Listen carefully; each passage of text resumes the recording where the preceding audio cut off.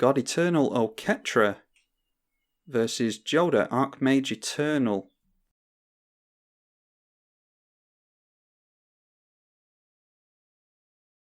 And we have mana in the hand. We have means of bouncing things. So if we get the Blade Splicer down, we can hopefully recast it at some point. We'll keep that. We also have good 1 versus 1 card draw in Coercive Portal. So let's just get down a Plains and pass it over to our opponent. God Eternal Oketra is a 5 mana 3/6 with double strike, a zombie god. Whenever you cast a creature spell, create a 4/4 black warrior zombie creature token with vigilance. And when it dies or is put into exile from the battlefield, you may put it into its owner's library, third from the top. I'm not sure how well Oketra is going to do as a commander, but as part of the 99, I have high hopes for it. Alright, we can go Ancient Tomb into Sol Ring, into Coercive Portal here. Coercive Portal is really good in 1 versus 1 because we can force the draw on the voting system. As long as we vote for Homage, then it just allows us to draw an extra card at the beginning of the turn. Doesn't matter what our opponent votes for, as long as it's a 1v1 match. Joda Archmage Eternal is 1 and Jeskai, 4 mana for a 4/3 with flying. You may pay Wooburg rather than paying the mana cost for spells that you cast. So all we do with Coercive Portal is vote for Homage. And we get into Angel of Invention. This is Anthem Tribal. So there's the first Anthem for us. Oketra's Monument. Or would we rather just get down Oketra? Yeah, I think we'd just rather get down Oketra here. Like I say, I don't know how good she's going to be as a commander, but as part of the 99 I have high hopes for her. I think I might actually make a Carador, Ghost Chieftain, Abzan zombie deck and have her in the 99, because I think she'd be really good in a zombie tribal deck. We draw 2 cards again, thanks to Coercive Portal. And here we can just get down the Oketra's Monument. That will make white creature spells cost less, and it will also reward us with a token whenever we play a white creature spell. And let's get down the Angel of Invention just to make good use of our mana. We get a couple of token triggers here, one of which, unbelievably, is a 4/4 Vigilant Zombie, which will become a 5/5. Not bad for free. And I think I'm actually going to put counters on the Angel of Invention because I want to start regaining some life. God Eternal Oketra has double strike as well, so we could... it's not completely unfeasible that we get commander damage through on our opponent, especially in Anthem Tribal like this.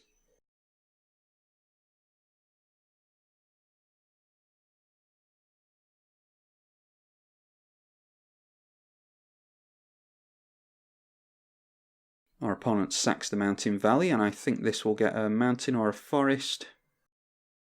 They're just in the midst of setting up their 5 colours at the moment. We might be able to punish them for doing that. They only need to take 2 more hits from God Eternal Oketra in order to go down to commander damage. 4 cards in our opponent's hand, and they may have a board wipe. Oh, and there we go, there's that board wipe, a damnation. So we lose all of our tokens there. God Eternal Oketra is going to be 7 mana to get out again, which I think we have. 2, 4, 6, 7, yes we do. So I think we just go for that. Let's get down a Plains, go for Oketra. We get a Vigilance token. Oh, it actually costs 1 less, doesn't it? So that's good. We can go for Open the Armory, search for an aura or equipment, and seeing as how we're getting into our land drops this game, we'll go for a Skull Clamp here, and then we can decide if we want to clamp these warriors that we are creating.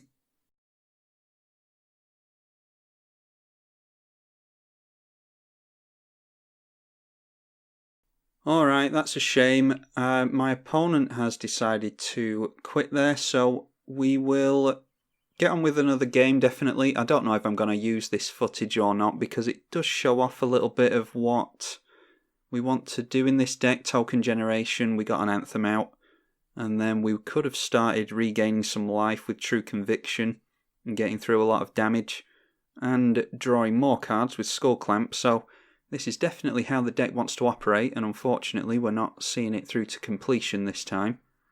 Like I say, I don't know if you're actually going to see this footage or not. It depends on how well this recording session goes. Let's get another game going. God Eternal Oketra versus Mikaeus the Unhallowed. That hand is not great, but it's not bad. We at least have lands to play for how many turns? For 5 turns, and we've got a little bit of ramp there. We just have to hope that we can get into some creatures to trigger our commander once we get her into play. And a little bit of ramp for our opponent there. I think this brings it into play tapped. Yes, it does. We'll get down our tap land first. We only have 2 tap lands in the deck, I think. I don't like to run a lot of tap lands, but Emeria the Sky Ruin has huge upside if we get into the late game with this deck. God Eternal Oketra is a 5 mana 3/6 with double strike. Whenever you cast a creature spell, create a 4/4 Black Zombie Warrior token with Vigilance. And Mikaeus just cracking the Wayfarer's Bauble to get another swamp. Mikaeus the Unhallowed is a 5/5 Intimidate Zombie Cleric for 6 mana. Whenever a human deals damage to you, destroy it. I think we have a couple of humans in the deck, so we need to remember that. Other non-human creatures you control get +1/+1 and have Undying. A lot of abilities on Mikaeus. Let's go for Mind Stone. And pass back over to our opponent, probably just getting down Honor of the Pure next turn.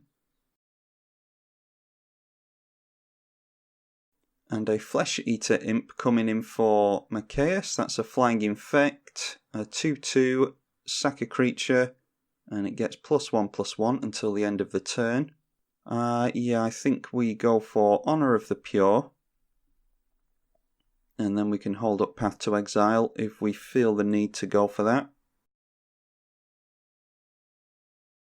Now the question is, how much Infect does our opponent have in the deck? I think I'll let it through this time, because they might just allow us to remove this and then get down a Skittles or something like that. Okay, there's Grey Merchant of Asphodel. That's strange that they want to drain our life and infect us. Okay, Cloudgoat Ranger is not terrible. Let's get down another Plains. And then we could surprise our opponent with Restoration Angel. I think I'd quite like to go for our commander here. This is Anthem Tribal, by the way, so we do have quite a few anthems like Honor of the Pure in the deck. Goes really well with God Eternal Oketra. Our opponent has to watch out for commander damage with this commander. And a 6th land comes down for our opponent, so they may well just slam down Mikaeus here. And what I think we'll go for next turn is Cloudgoat Ranger. We can give this flying and it will survive a hit from the Flesh Eater Imp.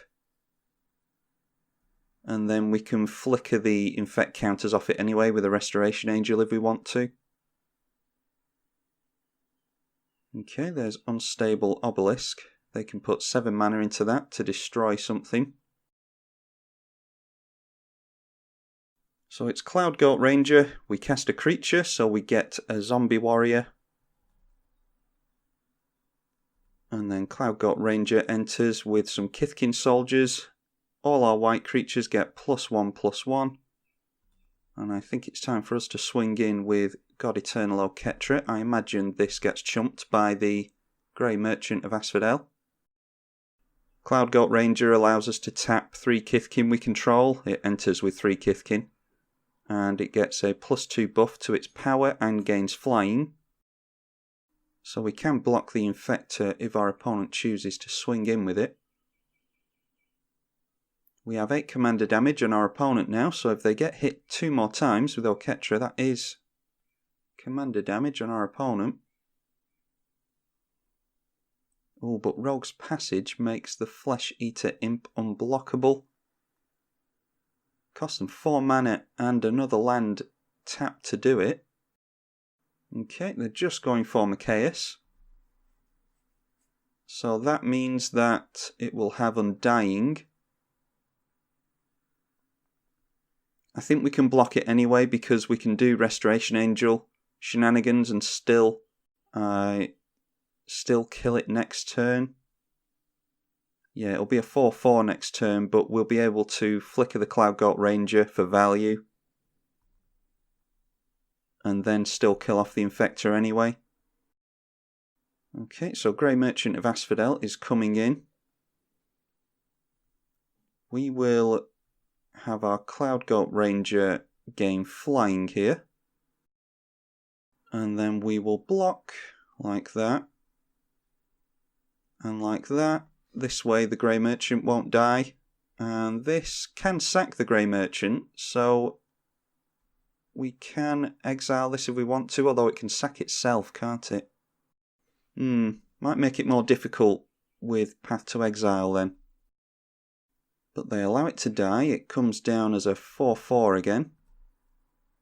We're just going to take advantage of our Restoration Angel shenanigans. So let's see, we've got 5, 6, 7 mana. Unfortunately, a Caged Sun isn't an option right now. Doesn't really matter what we name there. We'll just go for Angel, actually. And then we'll get down the land tax. And we'll have mana for Path and the Restoration Angel as well. Now we'll go in with God Eternal Oketra. Do we want to do that, actually? Because they can just block with Mikaeus, can't they? Yeah, let's just leave it for now. Play it safe. Okay, going for Unblockable on the Imp. Yeah, we definitely have to go for the Path to Exile now. We could have waited for attacks, but I'm not all that worried, to be honest. Yeah, they allow it to be exiled, so there's no fear of it being reanimated. That does get rid of a sack outlet from our opponent as well, and they're always worth getting rid of, especially against a Mikaeus deck. Alright, and our opponent opts to do nothing, so we will get down the Angel. And we get another zombie token because we cast a creature. Restoration Angel can flicker a non-angel creature. We'll use that on the Cloud Goat Ranger. And that enters with 3 more Kithkin soldiers. And we will get a land tax trigger. Definitely take 3 planes here. Oh, and we get into a Gauntlet of Power as well as... I don't think we can get both of these down, can we? Definitely getting a planes into play. Actually, I think we can. If we go for the Gauntlet of Power first, that cares about basics, so we'll leave as many basics untapped as we can. Yeah, Gauntlet of Power first. We will name White. And giving some big buffs to our creatures now. These count as mana doublers and anthems as well. Now let's go in with double striker, a flyer, and I think we can just attack with everything, can't we? Let's just attack him with everything. Start going wide on our opponent. They can have the Grey Merchant die and come back in with Undying. And that will drain us for 5. I would recommend that they block our Oketra, because they'll be up to 20 commander damage if they don't. But I think we might just go wide on them anyway. I mean, how much is this? That's 24 on its own in Kithkin soldiers. And then they can't block the Restoration Angel. I think we just have them either way here, because damage is all dealt at once, so the Grey Merchant won't have time to re-enter and gain life, because their life total will probably already be at 0 by that point. But they may have another trick for us. Nope, we get them down to -10. And as we can see there, the Grey Merchant did die and re-enter after their life total had already reached 0, so the stack empties once our opponent has died. There we go. That was God Eternal Oketra. And we just want to get down a lot of tokens and anthems like we did there. Oftentimes the anthems don't buff the zombie warriors, but they're such big creatures anyway that we're not really worried about buffing those up. Getting 4/4 vigilance zombies for free is just really, really good. A nice bit of power creep in this set. God Eternal Oketra is a very powerful commander. Hope you all enjoyed it. God Eternal Oketra versus Mikaeus the Unhallowed. I'm tribalkai on the EDH channel. Thank you for watching.